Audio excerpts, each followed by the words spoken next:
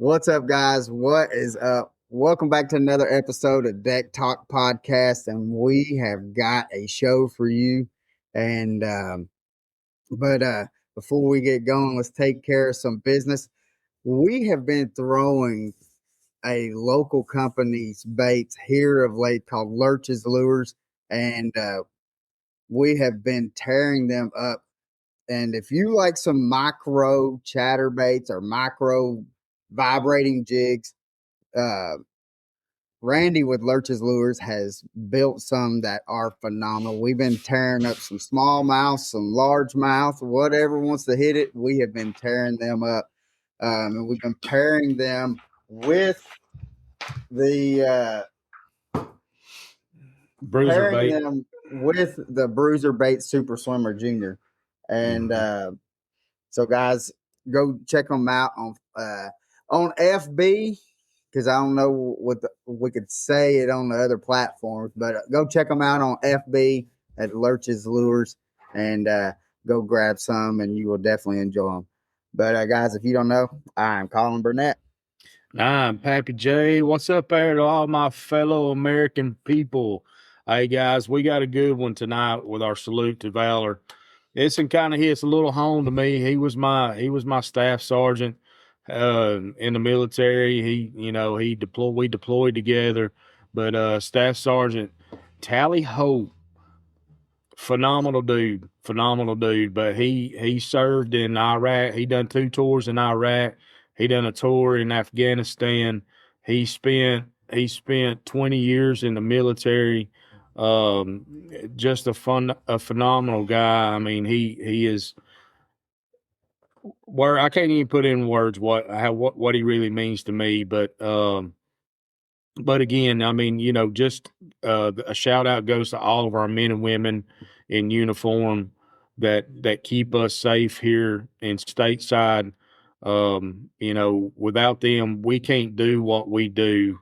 What we love to do: fish, hunt, spend time with our family while they're out over there doing the things that they got to do to keep us safe. So, Tally Hope, I love you, brother. Appreciate you, man. And now all the men and women, same goes to you. Thank y'all for what y'all do. Yep, for sure. So let's go on and let's introduce our guest for tonight. Guys, if you do not know this gentleman, I don't know if there has been a series that he has not taken it by storm. You got a 3-time Bassmaster High School National Championship, won some college titles, Bassmaster Elite Angler. Then last year won Bassmaster Elite Rookie of the Year. Also has already claimed Lake Fork for this year. He is tearing them up, guys. And if you don't know, Alabama's own Tucker Smith. What's up, brother? What's going on, man? What's going on? Man, if we had it any better, we'd be riding down the road to go do some fishing. You got that right. Yeah, thank you guys for having me on. I appreciate it. Man, I've been looking for this interview or this for a while. Well, matter of fact, since the Classic, since we talked to you, I mean, dude, it's been great. It was awesome talking to you there at the Classic in Knoxville. But we've both been talking about it and chomping at the bit, to say the least.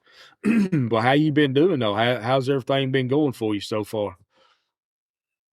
I've been good. I've been fishing a bunch. I've been fishing around the house. I've been home for a couple weeks, so I've been fishing around Gunnersville and the Coosa River a little bit. And right now, I'm headed up to pre-practice for the Pasquotank River, which is several weeks away. So just trying to get some experience out there. I haven't pre-practiced yet this year at all, but Pasquotank is a place that I wanted to go pre-practice because it's such a big place that just figuring out some areas where there's some bass is a big deal. So, yeah, I'm headed out there right now. Just driving. Heck yeah. Awesome. Now, so is that normal for you not to get much pre-practice in on lakes, or do you prefer to have a little practice on them?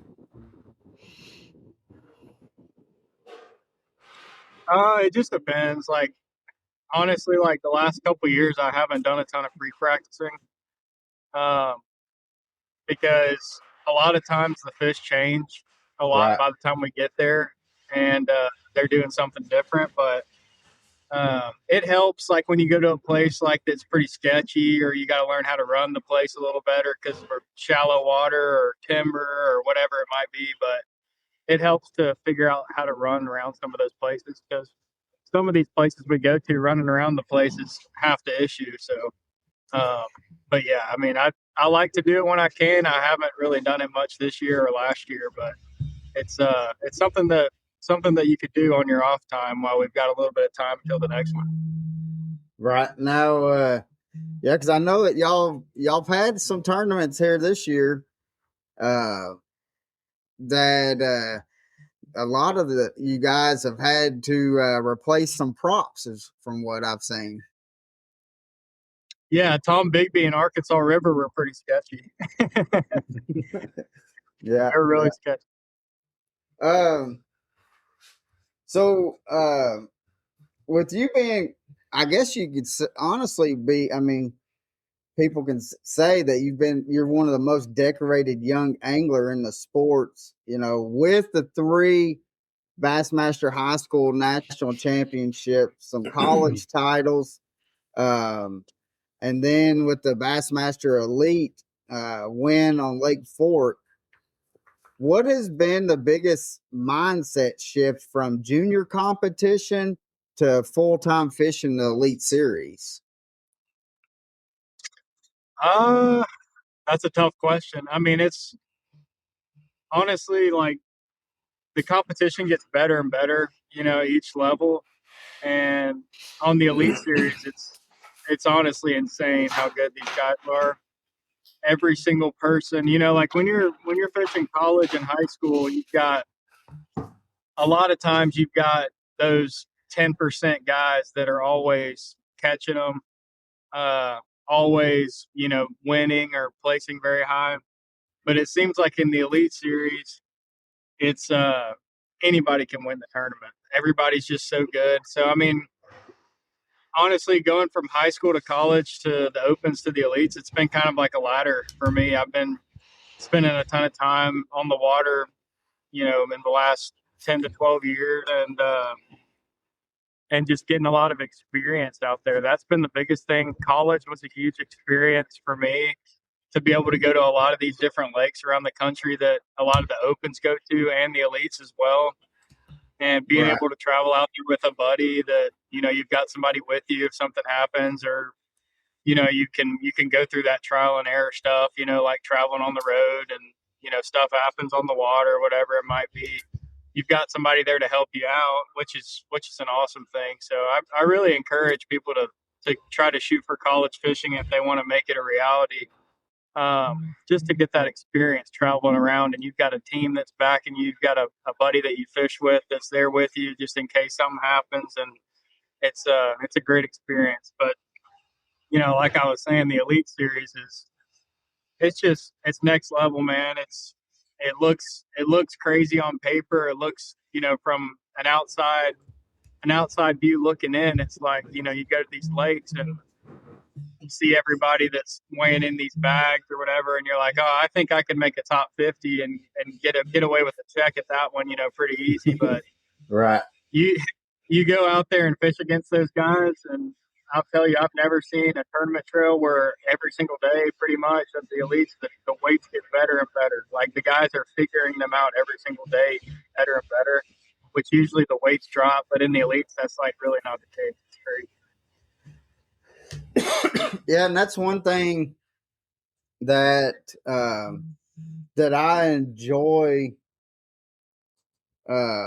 watching y'all because, especially on a lake that going into, like, let's say day one, that y'all may say like 12, I need 12 pounds. And then, uh, like after like day one hits, and then everything's like, I actually, instead of 12 pounds, I need like 18. And it's amazing to see that progression of, like, as the days go on. And if it's big enough fishery, Hey, you'll can y'all hear see me? that. Yeah. Can you we got you. hear us? Yeah, we got you. Can you hear us, Tucker? You got us?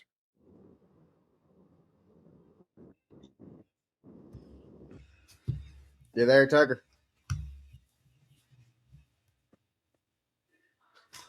That I-20, man, it's sketch. Yeah. So, guys, he's on his way to do some pre-fishing, and so he's actually driving. There he is. There we go. Can you hear us? Hello. Can you Hey, hear can you us? hear us?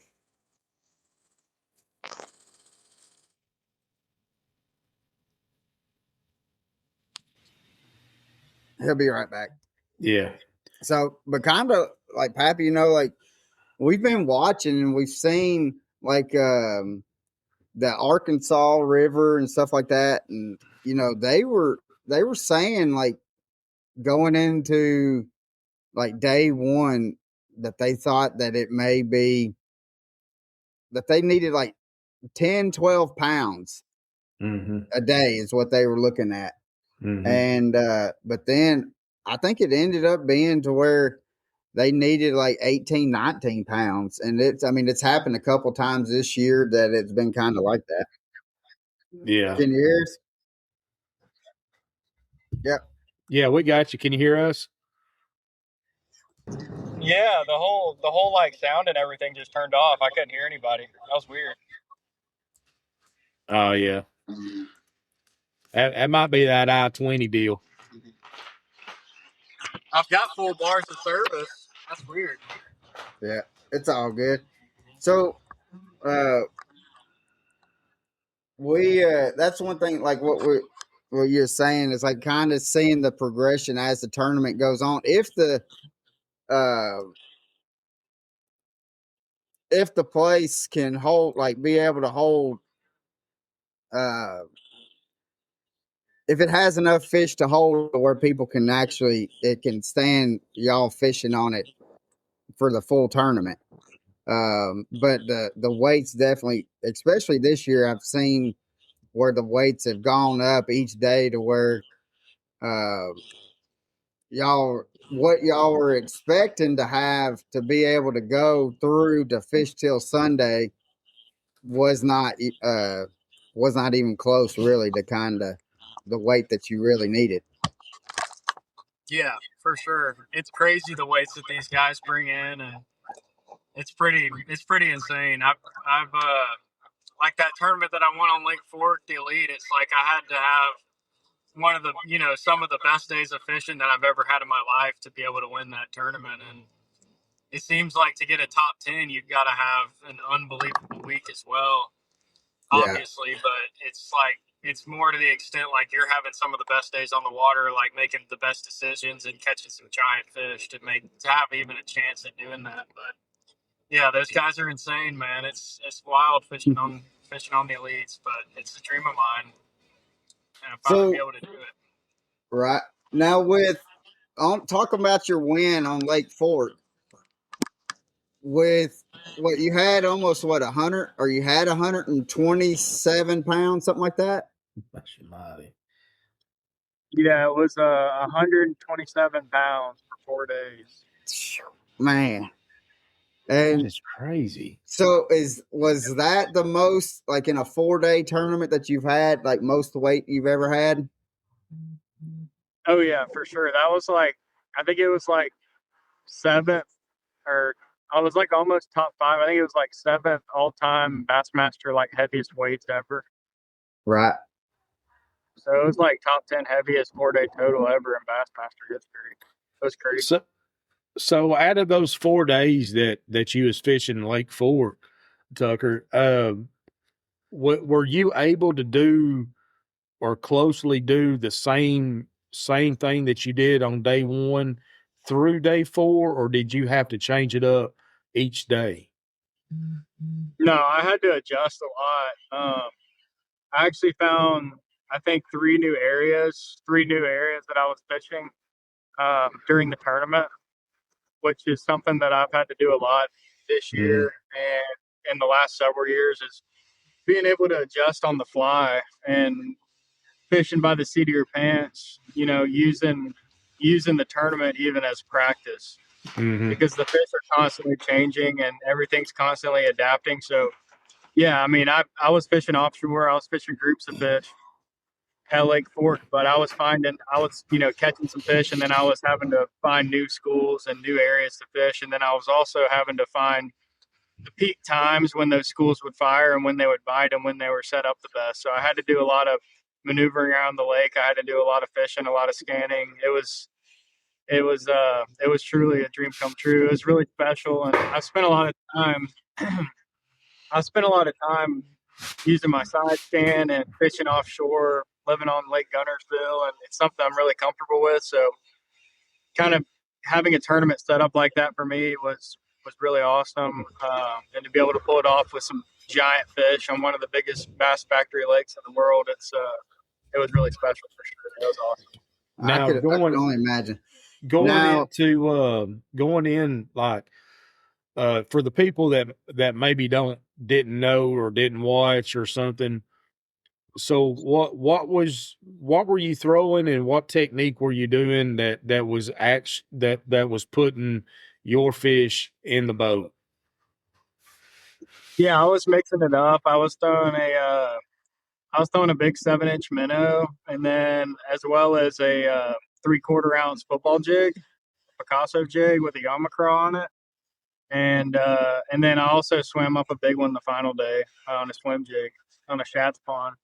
But most of the 1-2 punch for me was a big minnow and a football jig, and that's something that I've got a lot of confidence in. I would pull up to those places and get those schools fired up on the minnow, and then I would switch over to a jig once the schools kind of set back down and they kind of settled, and then I would catch a couple more key bites once those schools would settle down on that jig.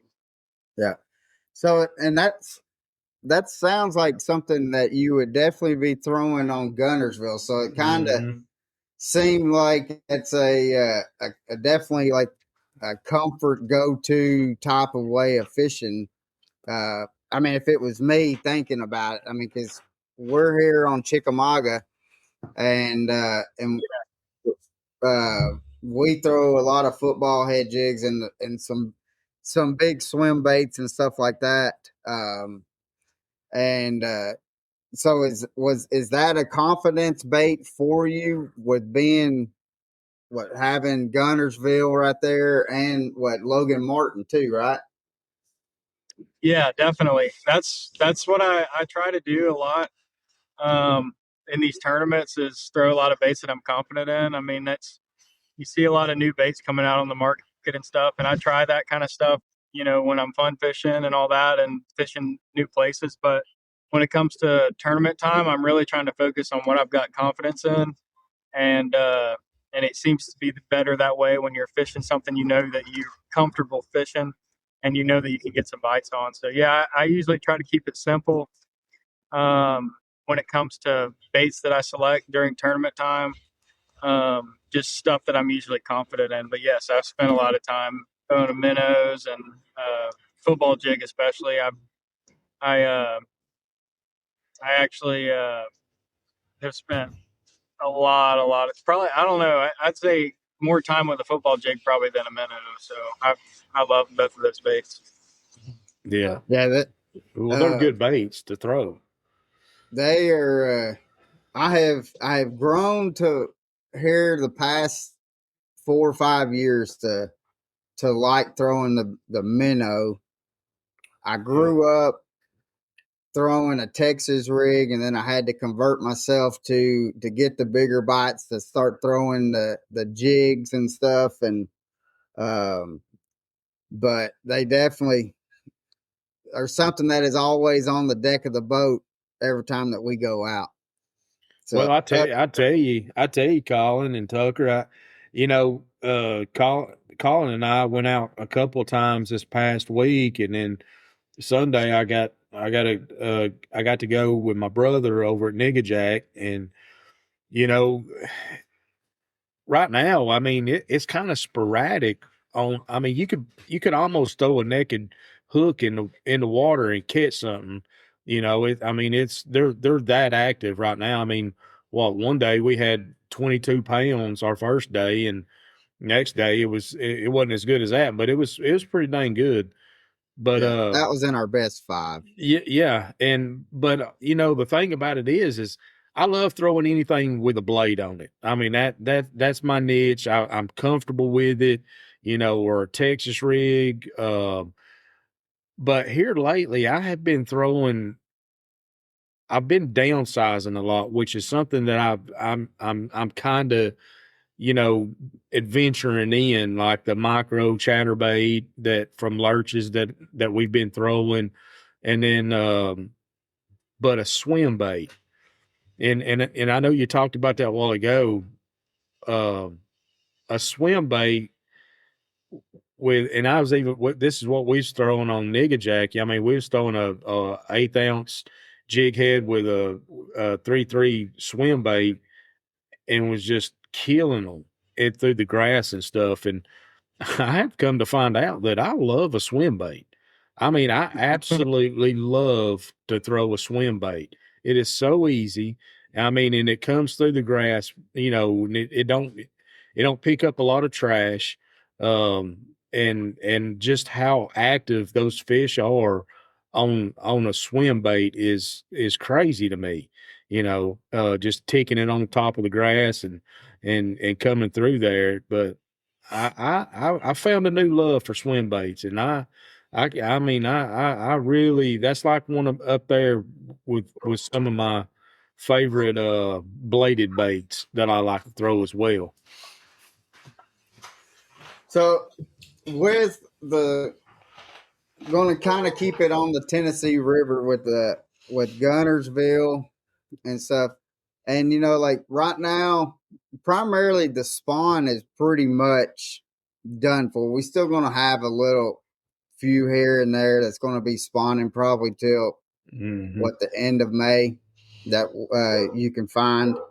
And with them making that transition into the the summer pattern and stuff like that, how are you adjusting from being able to from them being up shallow to being deep?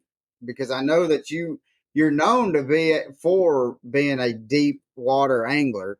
So how are you transitioning with them transitioning out? Yeah, I mean, it really depends, like on the river system or the lake that you're on. If we're talking Tennessee River, like you were saying, I mean, the Tennessee River is really diverse. You've got a lot of different lakes that set up differently. For example, like Lake Gunnersville, that's where I live right now. I've lived there for the last 2 years and spent a lot of time out there. But at Gunnersville, it's different. It's more different than any of the other lakes on the Tennessee River chain because the amount of grass that it has, and a lot of fish in Gunnersville like to live in that grass, and we've got more eelgrass now than we've ever had. And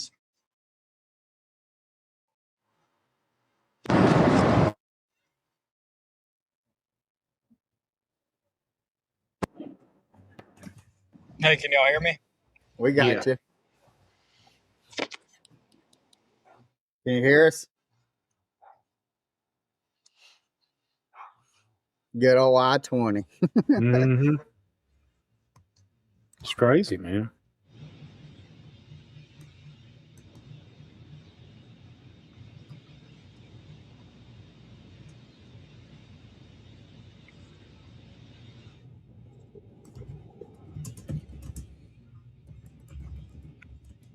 You there, brother? All right. So, It's funny that he says that Gunnersville is getting a lot of eelgrass. Niggajack is too. A lot of that eelgrass is starting to kind of I don't want to say take over Niggajack, but you're seeing a lot more of it. yeah, Or something. they with Can you hear you me? being on I-20, there's no telling. It's Yeah, spotty you here can and hear It us. there. says I've got full bars, but anyway, what I was saying was the Tennessee River is very diverse, and Gunnersville is very different because of the eelgrass. It's growing all the way from 2-3 foot all the way out to 12 to 15 foot in some places, and a lot of Yeah, that grass, and a lot of those fish spawn around that grass and live in that grass year round. So when it comes to Gunnersville, I really try to fish offshore as much as possible. I really like fishing offshore. The shad spawn is a big deal this time of year when those fish are moving off. And May is really that end of April, mid to late April and the beginning of May is really that prime shad spawn time. So I try to look a lot for a good shad spawn in the mornings. A lot of those fish, when they're transitioning back out to get into some of those deeper areas, they'll stop on a shad spawn and feed up before they slide back out deep. And sometimes you can catch some of the biggest fish, of your life on a shad spawn too. So I usually try to look for a shad spawn. But like I was saying with Gunnersville, there's not as much deep stuff as there used to be with all that grass. That grass has covered up a lot of stuff, and it's also scattered a lot of those fish throughout that throughout that lake. Um, but I'm more so looking for some groups offshore. I'm looking for a shad spawn. I'm looking for some staging places. Some secondary stuff that those fish can stop on from the bank. From when they come to the bank to go out to the ledges, I'm looking for some of that secondary stuff that they'll stop on. I'm also looking for some of that stuff that's way out there that some of those fish go straight to, and some of those right. early spawners. Some of those early spawners sometimes will be some of the biggest fish in the lakes. Some of those fish that spawn first, and then some of those fish that spawn late. Seems like that those first few spawners and those last few spawners are sometimes the biggest fish. So I try to try to follow that group of fish, kind of from secondary stuff out to the main channel and like that. But every lake's different. You got Wheeler, you've got the flats, you've got Chickamauga, and there's not as much grass there. But definitely looking for a shad spawn first thing in the morning. And then after that, I'm going to look for secondary stuff close to those spawning areas, whether it be a brush pile or a shell bar or something those fish should stop on and feed up. And then I'm also looking farther up and looking out there on the river where those fish are headed. So that's kind of my 3-step approach. Man. That's good info. That's good info because Colin and I we don't necessarily fish ledges. I would like to learn more about it, but I mean we'll fish anything just to try it out, but you know that's a Well, good approach and we information. we grew up in a different era to where we were taught to beat the banks. That's where the fish are, was beating the banks. And Yeah. so but then as technology's gotten better, we we've gone out there, but uh we have better success beating the bank. And docks. Because the ledge fishing sucks now. The ledge fishing's not good anymore. And which and I'm telling you guys, like I'm telling you, 3 years ago, I mean, hell, 2 years ago, you could go out there and catch them every cast. I mean, nowadays you're lucky to catch one or two off of a spot. yeah. It's unbelievable the amount of pressure that all these fish get around the country. But I think the biggest thing is, you've got technology, you've got people getting better. I think there's more people in fishing right now than there ever has been. You've got more people at the boat ramps during a weekday than you've ever seen in your life. Oh, Um, So I mean, there's Chickamauga's more crazy. people fishing every day. There's more Yeah. tournaments, and those fish are getting pounded. But I mean, that's just part of it. You know, you get out there and have fun with it, and that's what we're here to do. But yeah, I mean, those fish are getting pressured. It's not like the good old days where you idle over a place and see 200 fish on downscan and throw your plug behind the boat and catch one every cast. I mean, it's struggle to get a bite now. Yeah. Yeah, I can remember like where you could go out and throw like uh, a wobblehead out there, and I mean you just stroke them out on the ledges. But Chickamauga here, and which you know, Tucker, that and it's just like that on Gunnersville. Any kind of ledges that produces anything, you might as well just take a number and just wait on your turn to be able to fish it because everybody and their brothers out there fishing it. Yeah, So, exactly. That's um, exactly right. we got a question. It says, "You're known for deep water fishing. How did you develop that skill as a so young, and how has that helped you on on diverse fisheries across the country?"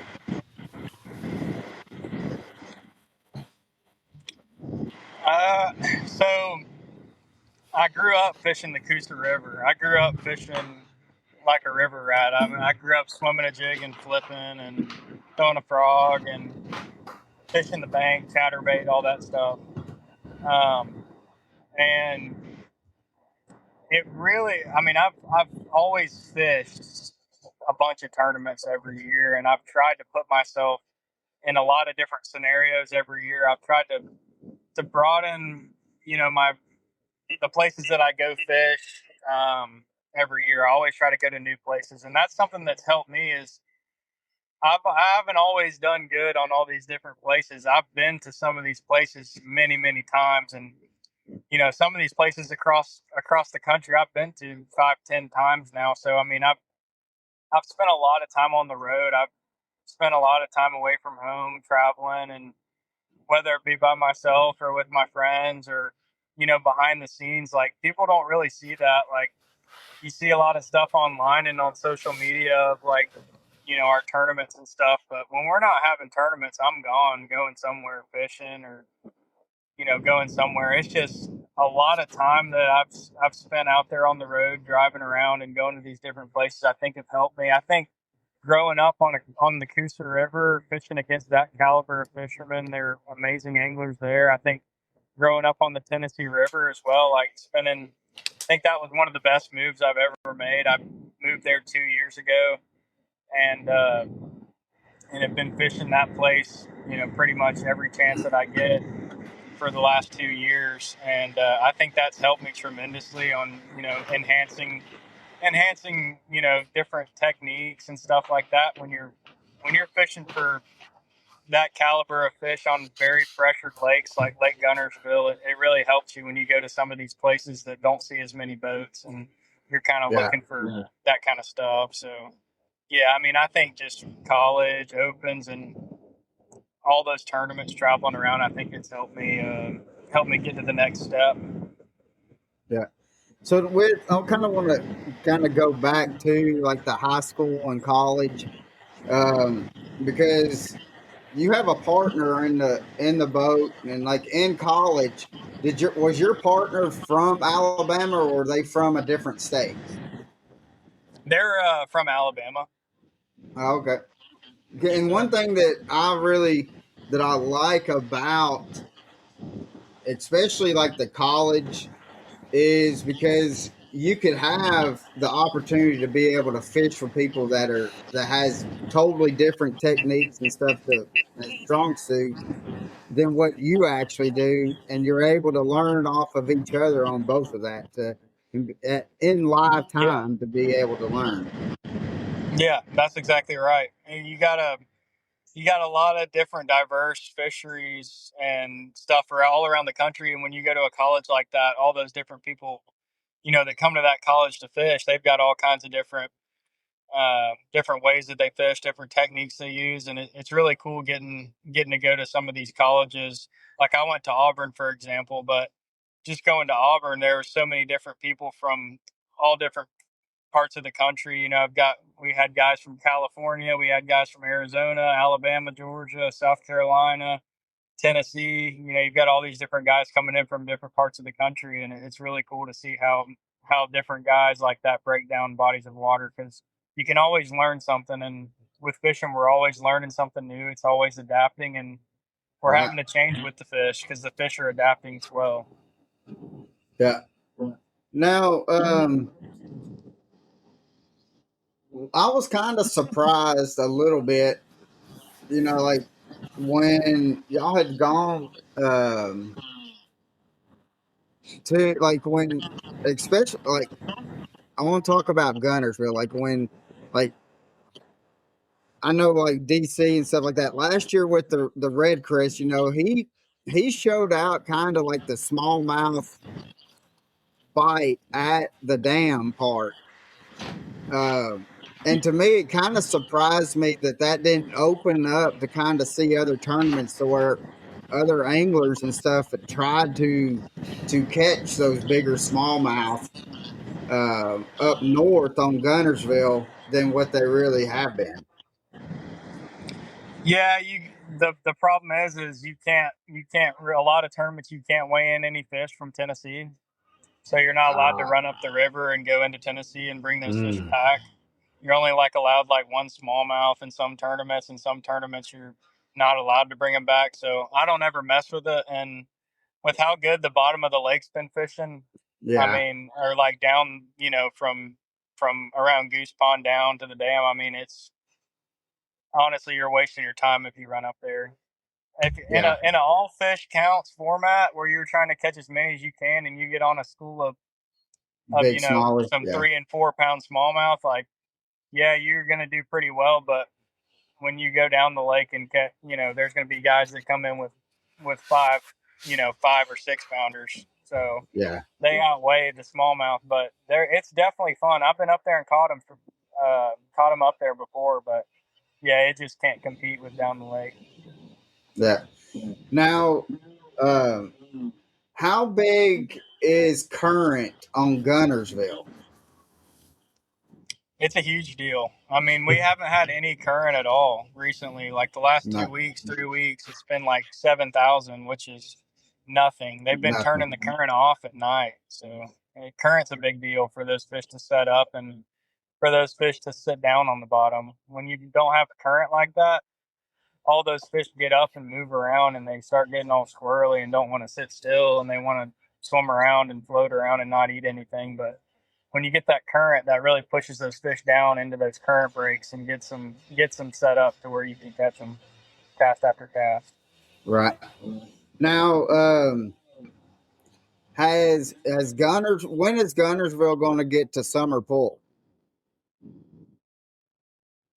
Uh, I'm not really sure. I've got it on my phone. I haven't really kept up with the water level.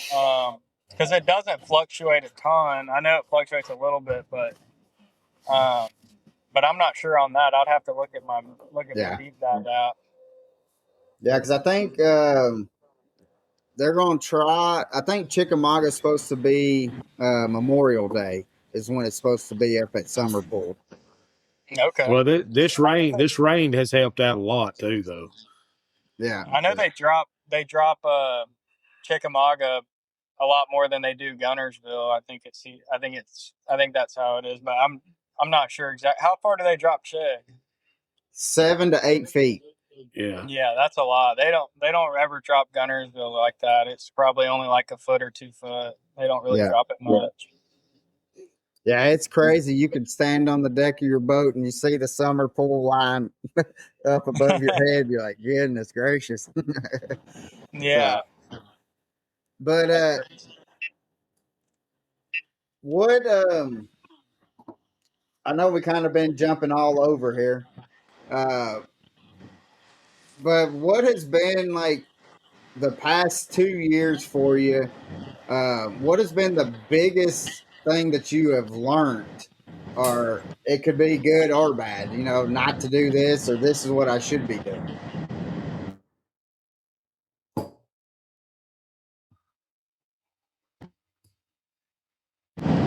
You there, brother? Hey, can you hear me? Yeah. Yeah, I think the biggest thing that I've learned probably, man, that's a tough question. I've learned a lot of different things. I would say probably,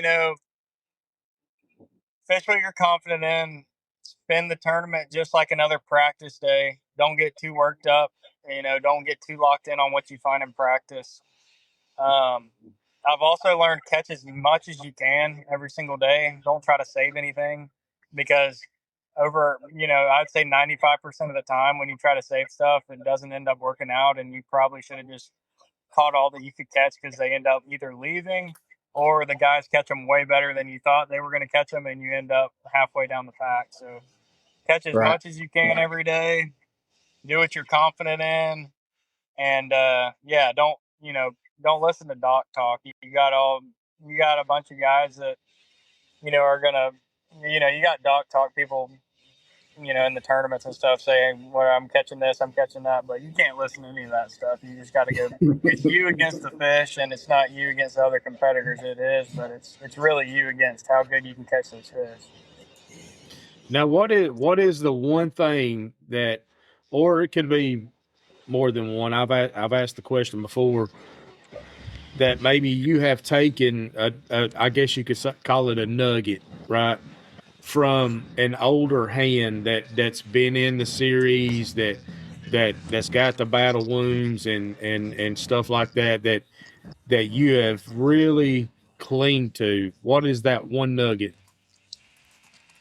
I was really close with Aaron Martins. He was one of my best friends, and knew him for several years. But the biggest thing, I would say, one of the most important things that I learned from him was have fun while you're out there. We get to go fishing, and like in my case, I get to fish for a living, and I'm so blessed to be able to do that. It's what I've wanted to do since I was a little kid, and to be able to do this as a reality is a dream come true for me. I could be doing whatever, working at McDonald's or whatever. It's such a dream to be able to fish for a living and just not take it for granted. And that's something that it's hard when you're fishing tournaments and when you're in the moment.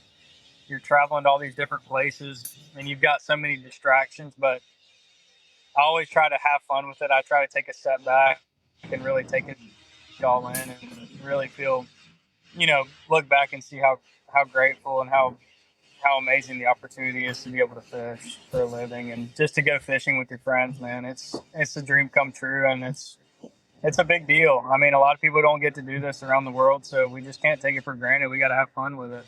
Yeah. I don't Yeah. like to get worked up about all the negativity. I mean, there's so much negativity in the sport. There's a lot of couch warriors that like to get on Facebook and all that stuff, and I don't ever look at that stuff because there's no point in looking at it. You just got to go out there and have fun. I mean, that's what it's all about, having fun and making memories with your friends. Yeah. And Yeah. kind of like talking about like the negativity and stuff like that. Like we see it, and I know you see it, and all the younger anglers that they say that the younger anglers cannot fish without the forward facing sonar, and I totally hate that because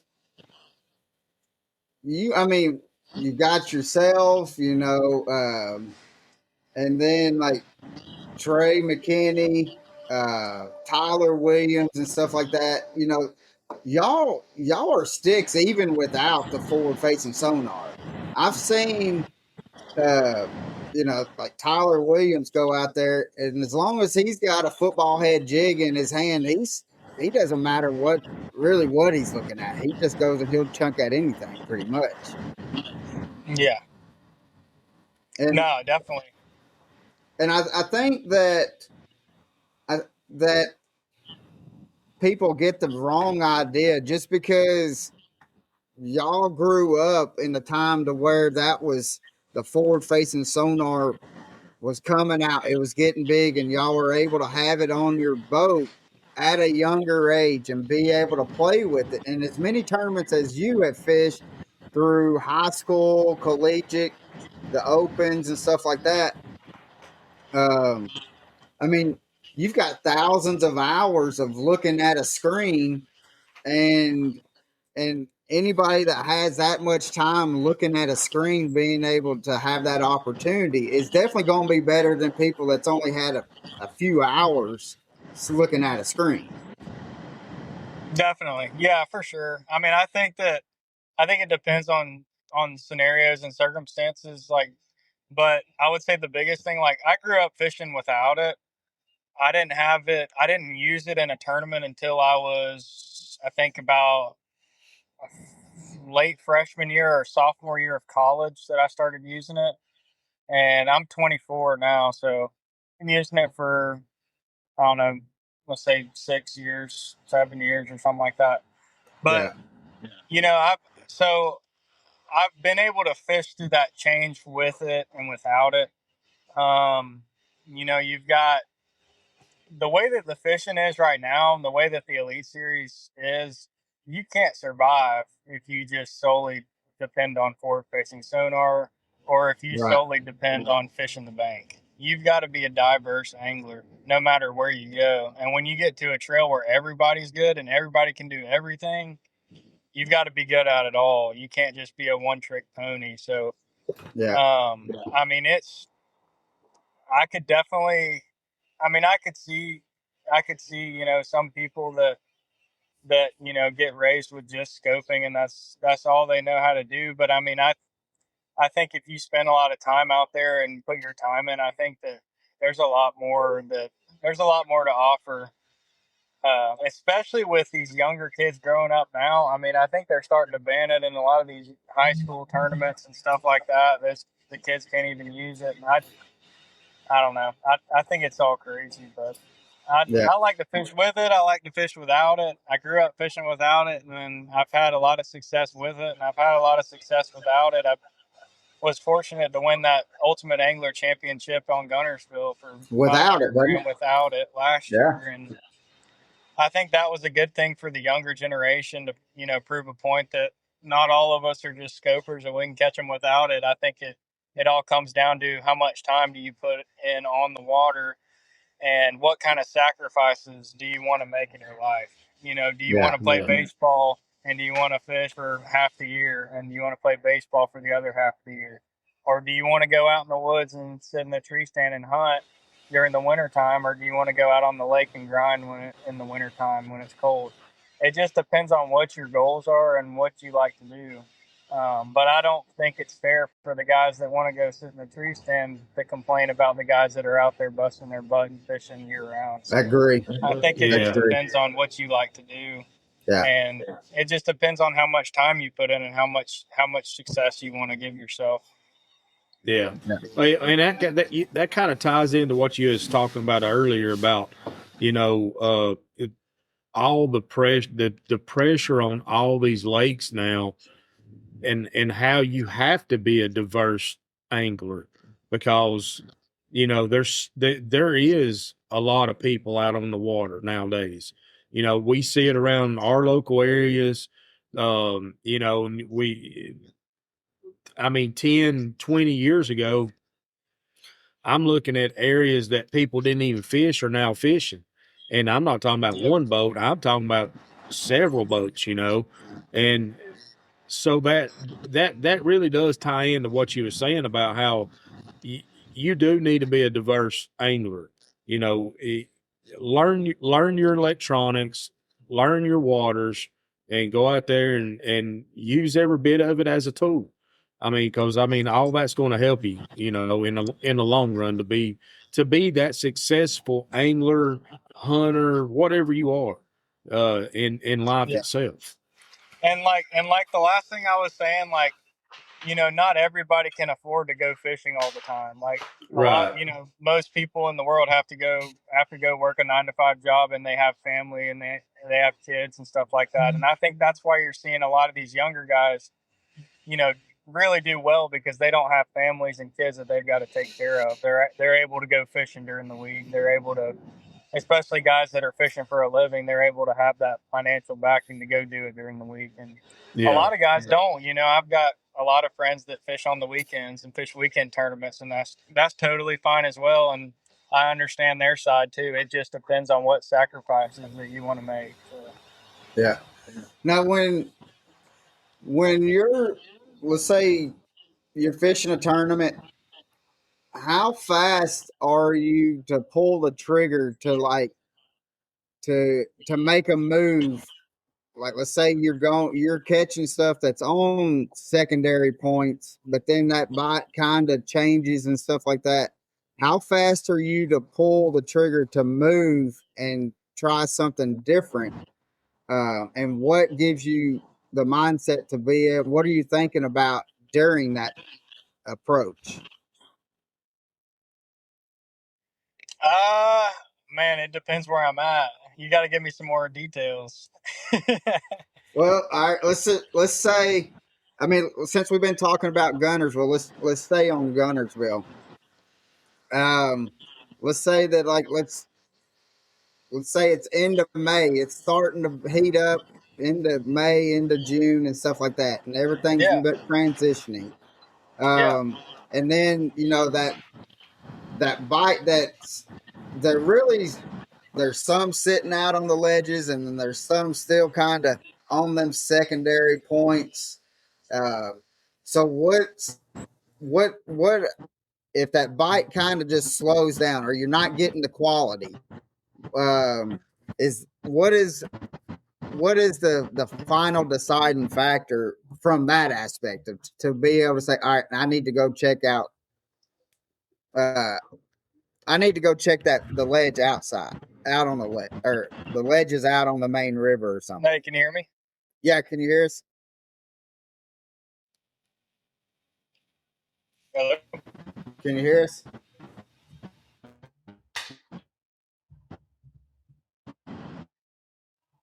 I think I-20 got us again. Yeah, it definitely did.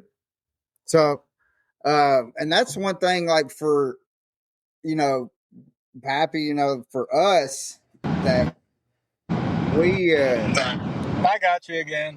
all Yeah. right, there you go. Can you hear him, Pappy?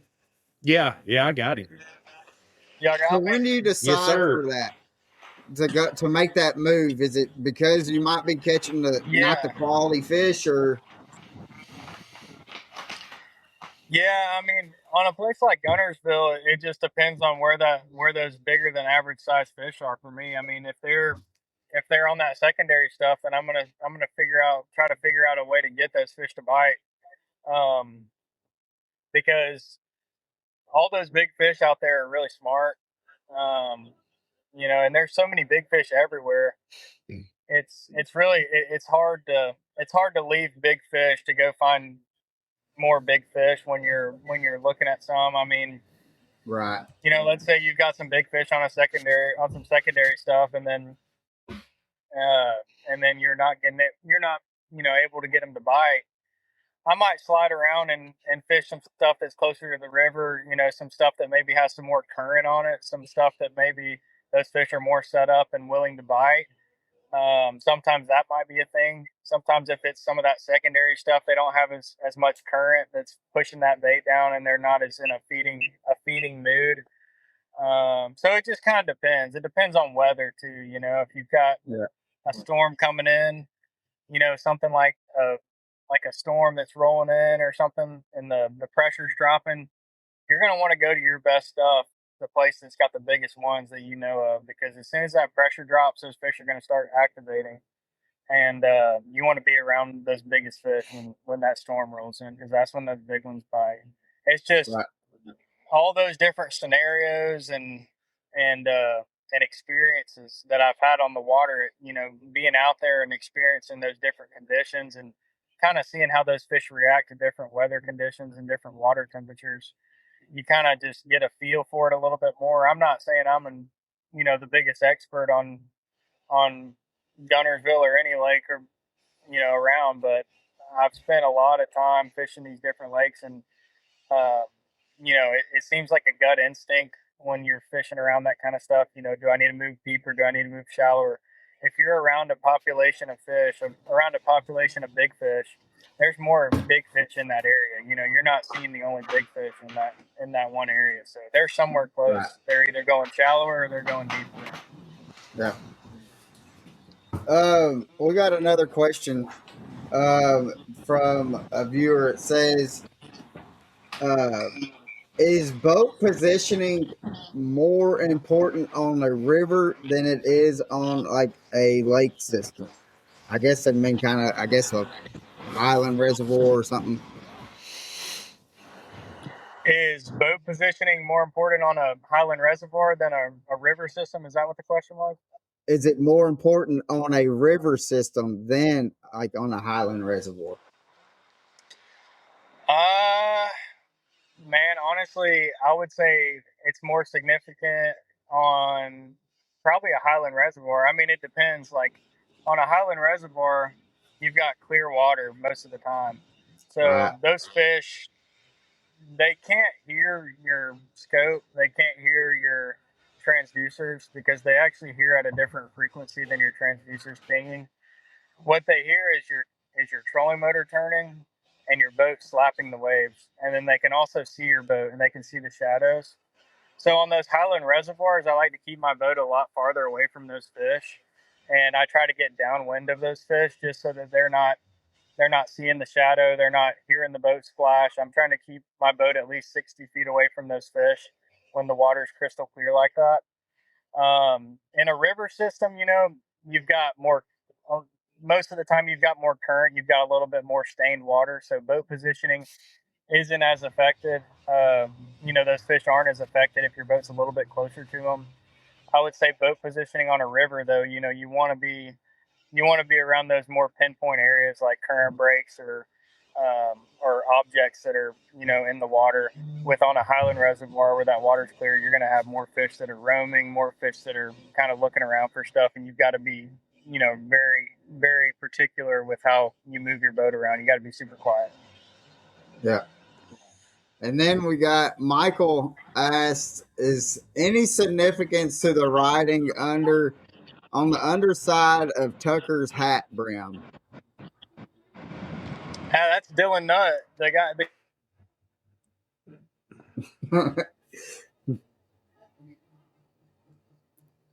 I think we lost him again. Yep. All I heard was that it was Dylan Nutt. So you got the Bassmaster Classic winner. Hey, you got me? Yeah. I went under a bridge. So here he comes. Yeah. So you've got the Bassmaster Classic winner signature, right? Can you hear us?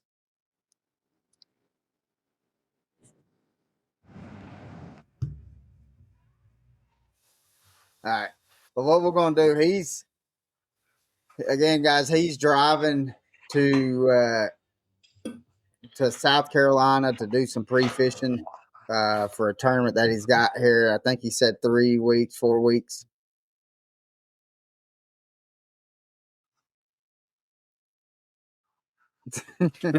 It's all good, bro. It's all good.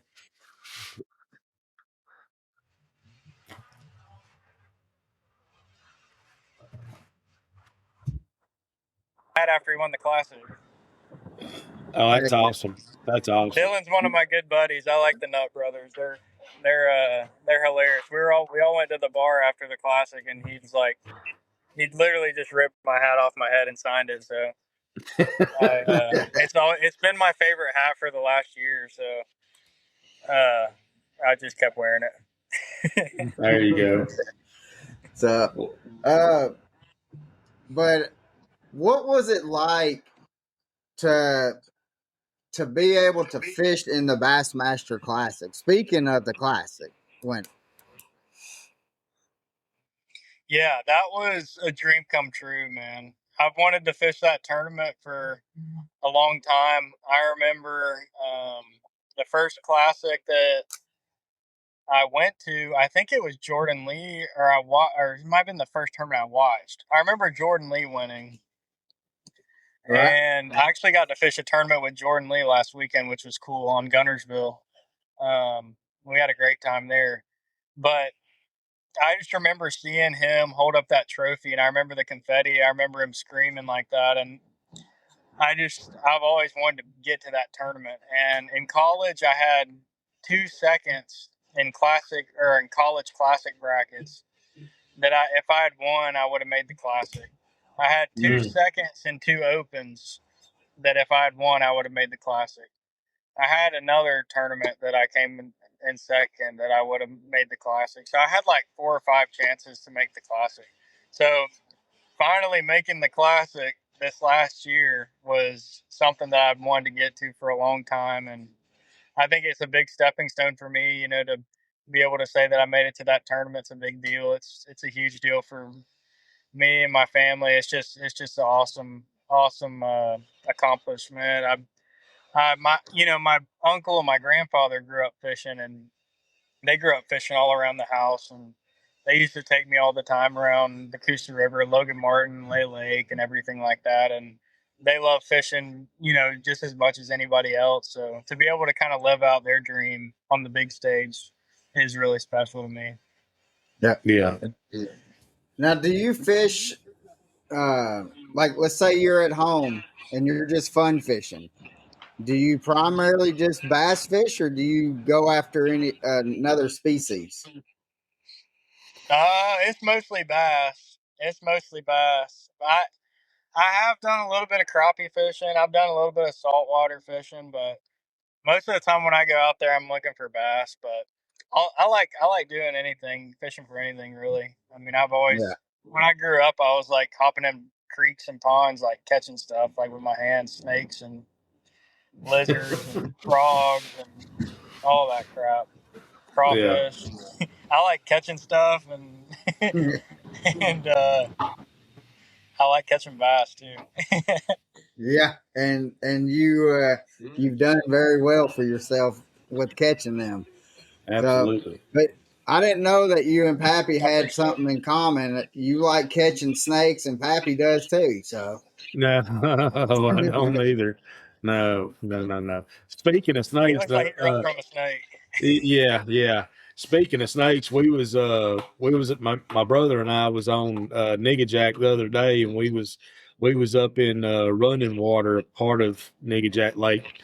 Anyways, we was fishing the grass line, and we flipped around, and we were heading out to go somewhere else. So we went up underneath the bridge, and I'm a very observant kind of person. So I look over to my right and I see something swimming.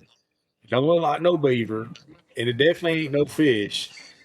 And I tapped my brother on the shoulder. I said, "There's a snake." And he looked over at it and he looked at me and I said, "Don't you do it. Don't even think about doing it." And he said, "Oh, Josh, it'll be all right. It's just a little BO snake." I said, "Justin," I said, "you better put this boat in the wind right now." I said, "Because I'm not fooling with you with that snake."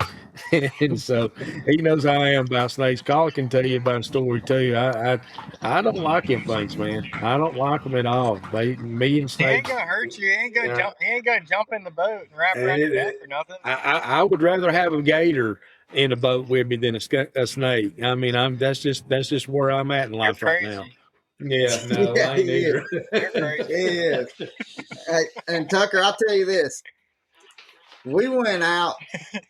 I guess it was last year or the year before, and we were on Chickamauga, and we were fishing in the back of this pocket, and there was a road that wrapped around the back of this pocket, and there was a good sized cottonmouth that was stretched out on the road. It was one of them. It is just now starting to warm up, have them good days, and they were just now starting to kind of come out. Oh, it's at And least this 20 snake was foot just stretched out across the road, and it was probably across the road. it was it, well, I mean, it was only like 3 foot, maybe No. 4 foot. I mean, it was not. I mean, it was not a big snake, but it's 20 plus. and and so he he he was on the trolling motor, and I point out to, or no, you see the snake, and the next thing I know is like my trolling motor's turned on 10, and we're totally missing this spot that we went back to this pocket to fish just because there's a snake that was 20 yards away from us on the road. They got in the And he water. totally misses the whole hole that he says, nope, Yeah, not I got happening. a buddy like that. I got a buddy like that that's from California, Andrew Loberg. He's a cool dude. We travel with him. He don't like snakes, and I guess because he's from California, he's like probably never seen one in his life. But whenever he moved down south, he's like, if there's a snake on this bank, I'm not fishing down this bank. I'm like, dude, the snake is sitting there, and you troll past him, he is not gonna come bite you. I'm telling you, if you go hit him with a stick or you step on his head, he's gonna bite you. But you're good. Just keep trolling. Yeah, no, I don't Yeah. fool them things. I had a little snake crawl into my boat at the last Elite tournament. I picked him up. See, that's Little what garter snake. Picked him up and threw him back in the water. Yeah, no. Say negative. That's where I jump in the water. You know, I forget that. They ain't no boat. There ain't no snake getting in the boat with me. I mean, either the snake is dying or I'm dying. One of the two. That's just how it's going to be. I'm telling you, that ain't happening.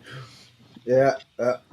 So, well, brother, we've had you on for an hour, and we got a couple more questions, and we'll get off of here for you and let you finish getting on down the road.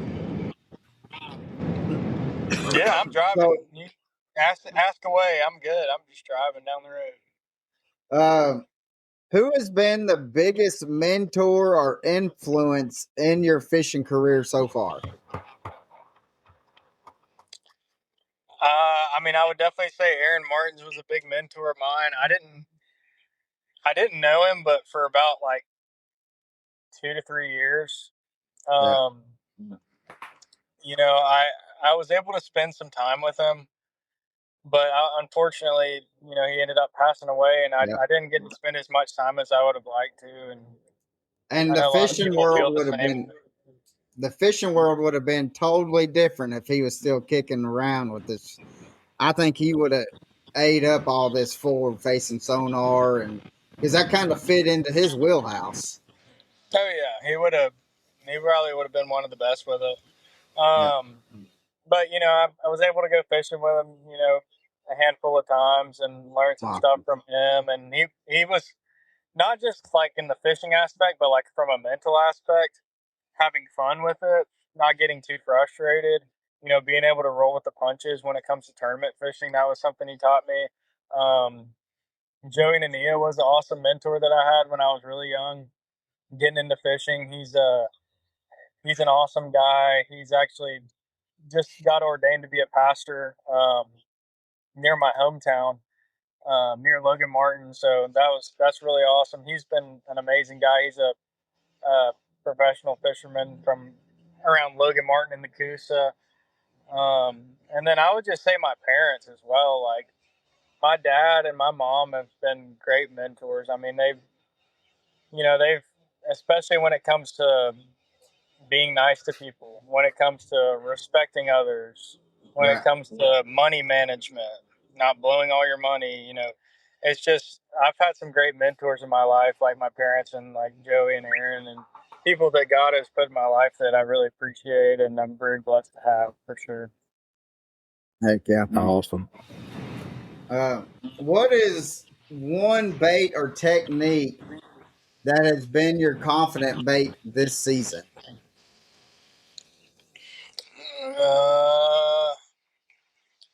Well, I mean, this season we've been to pretty much, we went to Gunnersville.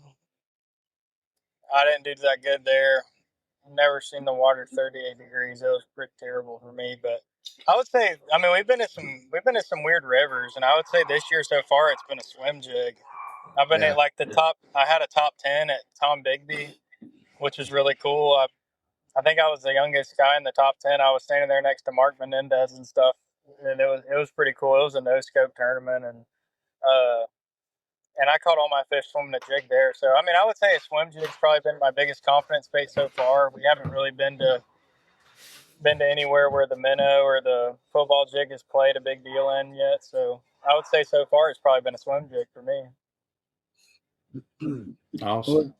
Looking ahead to the rest of the 2026 Elite season, what are you most excited about, and where do you think you'll see Tucker Smith make the most noise? Make the most noise? Yeah.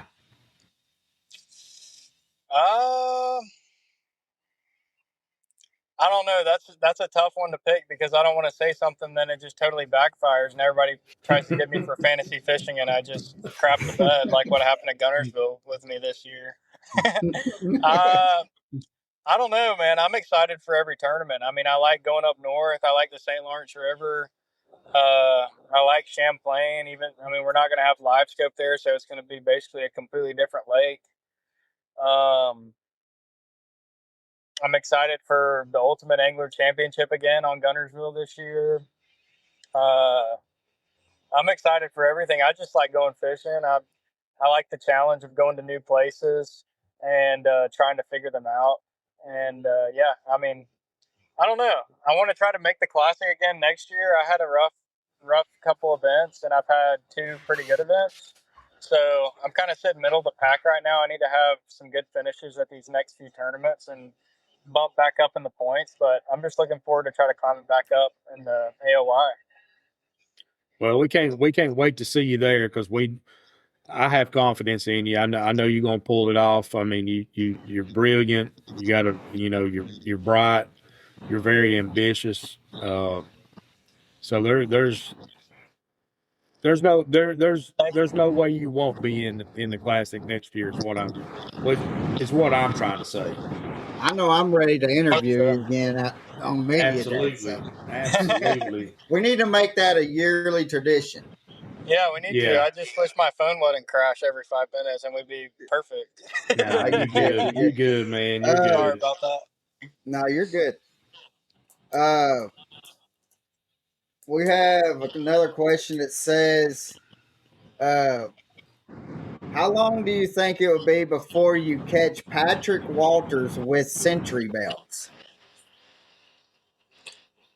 I don't know how many Patrick has. 3. Oh, he's got 3.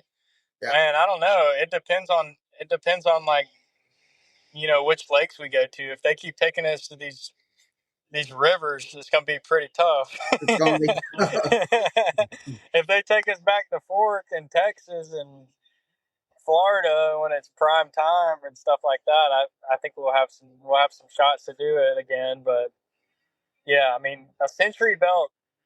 I got one at Fork this last year, and that was something that I've had, in the goal list for a while as well. And I didn't expect to happen this soon, but yeah, I mean, the century belt, 25 pounds a day for a 4-day event it's massive. Wild to think about. Yeah. So yeah, man, I don't know. I'm not gonna talk crap about anybody. I'm coming for them, but I'm not gonna say that we're gonna be put in the best scenarios. We might be. I don't know. You never know. Yeah, that's right. That's right. Now, kind of speaking of Patrick Walters, he's a great angler. And you getting, and he's a good, and I'll say this because he's a good buddy of mine. And but is there anybody in the elites that is as big a sandbagger as Patrick Walters? No, not anywhere close. Yeah, if he's got 10 pounds on Bass Track, it's 20 plus. I swear. Yeah. We've seen crazy. Him. I've gone to quite a few tournaments, and he'll pull up and to the dock, and I'll go out there and I'll just start chit chat with him. I'm like, "What do you got?" He says, "Oh man, I may have 11, 12 pounds," and the next thing you know, he's hitting 1878 or something. 18, 19 pounds, and then I look at him. I says, "What happened to 11, 12?" I was like, "Good." It's hilarious. He's got. Yeah. I like how he does that. It's pretty funny. Yeah, it's something else, and I ask people all the time, is there I anybody think it's else good to out be a there? mystery And he sometimes. knows it. Yeah, he knows it. And so, well, brother, we got one last question, and that we ask everybody that comes on. And Pappy, you want to take it away, brother? Absolutely, I sure do. Tucker, man, it's been an honor. It's been a privilege, and dude, you just don't know. This is I'm glad we got to have this got to have this podcast with you. I mean, it's one of the check marks I can kind of check off my list now, and you've been great, and you know I'm a huge fan. They just keep chugging, and you know, hey, keep throwing, and sky's the limit for you. But with all that being said, with if there was one person that you could fish with, whether they be here with us today or not, who would that person be and why? Man, definitely Aaron Martin's for sure. There you go. Yeah. I miss him. I kind of thought I that want to was go fish with coming. him again, and I want to go live scoping with him. I want to Yeah. see what he can do with this scope. Yeah. He probably wrecked my butt with it. Thank you guys for having me, though. I really appreciate the opportunity. Oh man, we greatly appreciate it. We really do. We really do. And So, and real quick, Tucker, if people are wanting to follow you, what is the best way to follow you? I've got an Instagram. It's just Tucker Smith Fishing. YouTube is Tucker Smith Fishing as well. I've got a TikTok. I've got a Facebook. It's just Tucker Smith. But I run all platforms. I got a YouTube series that I do. I started it last year where I kind of travel around to all these different tournaments, these elite tournaments, and I have a personal camera guy. His name's Hudson, and he actually comes with me and films the whole thing. So it's really cool to get a look behind the scenes of what it's like to be an Elite Series angler, you know, kind of traveling around with some of our buddies and talking crap and catching bass. And then Instagram, I post a lot of my stuff, like what's going on in my life recently with tournaments and sponsor wise stuff. So yeah, you can reach me on Instagram or YouTube or whatever you like. I got it all. awesome. So, and I'm going to go back and I'll put links to all his social medias on the description, so it'd be easy for you just to go and just click on it. Make sure you go follow him, and if you're not following him, you are crazy, because this kid is going somewhere. I say kid, he's 20. I guess he's kid to us, right, Pappy? Yeah. But yeah, if you follow him, you're wrong. But he has been tearing it up. I mean, in every scene that series that he has been in, and great guy. We've got to meet him a couple times, and every time it's been enjoyable to talk to you, Tucker. Yeah. But man, we thank you so much. Y'all too. And we hope to see you here at a tournament here sometime soon. Well, I can't let him go without saying roll tide. Nah, you can't be saying that. I had to do it. More damn eagle, bud. Tucker, it's been great, man. It's been great. You've been good for us, man. We appreciate you a lot. Yes, we really do. Thank y'all. Y'all have a good day. Hey, be safe out there, man. Be safe. Yes, sir. Y'all too. Thank you. Yes, sir.